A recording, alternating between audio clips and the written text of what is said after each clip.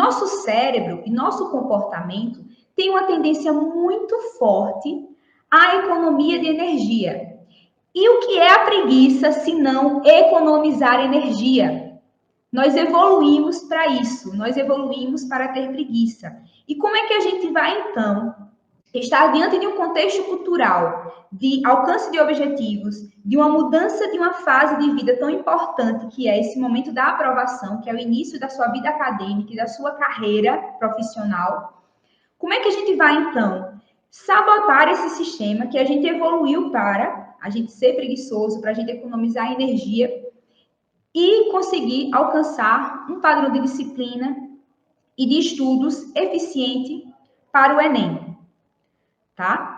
O que a gente vai fazer? E é justamente esse o propósito da nossa live de hoje. Eu vou apresentar para vocês algumas estratégias para que a gente consiga driblar essa preguiça de estudar para o Enem.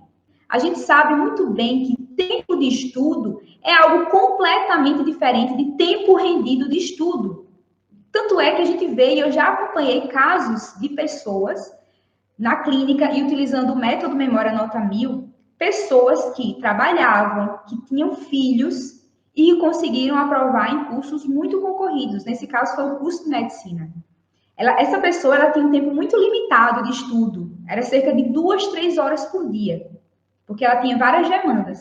Contudo, essas 2, 3 horas por dia, utilizadas de uma forma estratégica, com algumas técnicas que vão fazer com que você acelere a sua aprendizagem, ela vai render muito mais do que, às vezes, o estudo de uma pessoa que fica 6, 7 horas estudando no seu dia e rende pouco por não utilizar as estratégias adequadas, por não focar na coisa certa, tá? Dentre essas estratégias, nós temos as estratégias de memorização, que vocês vão ter acesso através do método Memória Nota 1000. Contudo, tem outras coisas também que a gente vai estar apresentando. Dentre elas, isso que eu estou trazendo hoje aqui para vocês.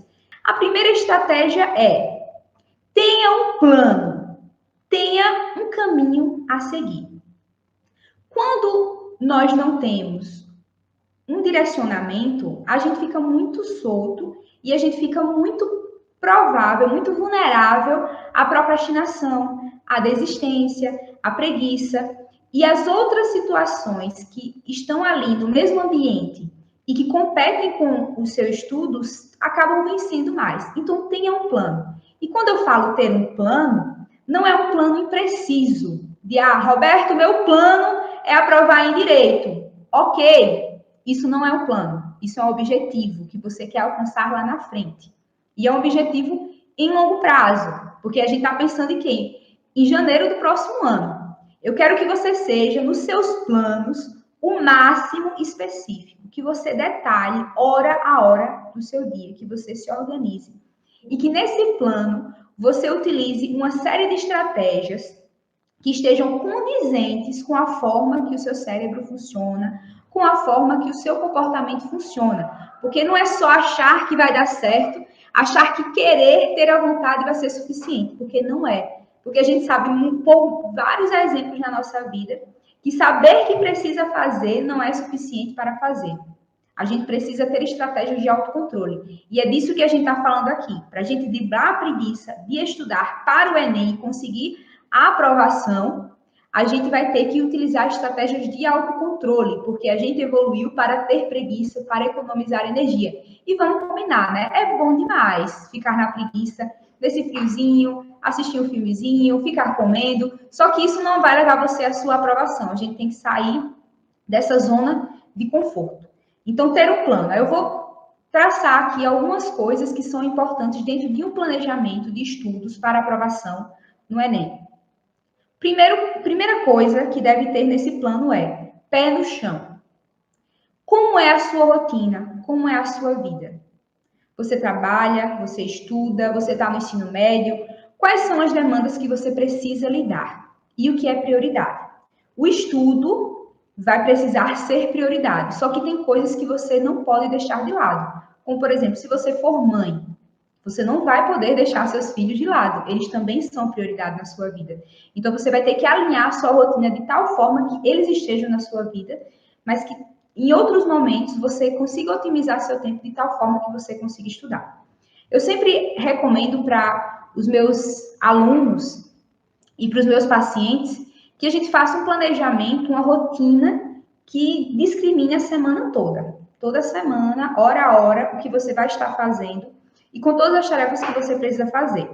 Um plano eficiente, ele também vai levar em consideração que a gente cansa, que o nosso cérebro, ele habitua. Nós habituamos a maioria dos tipos de estímulo, principalmente se forem estímulos contínuos e de baixa intensidade, a gente habitua e a gente passa a não dar mais a atenção que a gente dava no início a eles.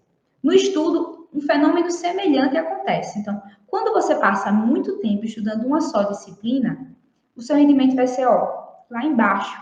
E você baixando o rendimento, você baixa a concentração e você fica muito mais vulnerável a outras coisas, inclusive a preguiça, a ficar deitadinha na sua cama. Então, o ideal é intercalar as disciplinas. E como eu falei, a gente cansa também. Intercala as disciplinas e dá intervalos. Nesses intervalos, faz alguma coisa legal, inclusive descansa um pouquinho, depois volta. Tá? Assim você fica menos vulnerável a situações de preguiça. No seu plano, você também tem que entender outra tendência do nosso cérebro, que é o seguinte: nós somos um todo que tende a ser coerente. Nós tendemos a ter padrões de comportamento, porque isso também é econômico para o nosso cérebro. Se nós temos padrões de comportamento, o que isso significa? Vou traduzir para vocês. Ter padrões de comportamento significa que um comportamento fortalecido em um contexto tende a surgir em outros contextos semelhantes e que não foi diretamente treinado. Não houve um treino direto, mas ele emergiu. Como, por exemplo, uma pessoa que é desorganizada com a sua casa. Haverá uma tendência que ela também seja desorganizada em outros contextos da vida dela. Uma pessoa que procrastina o acordar, usando o despertador, aquele soneca, de 10 em 10 minutos.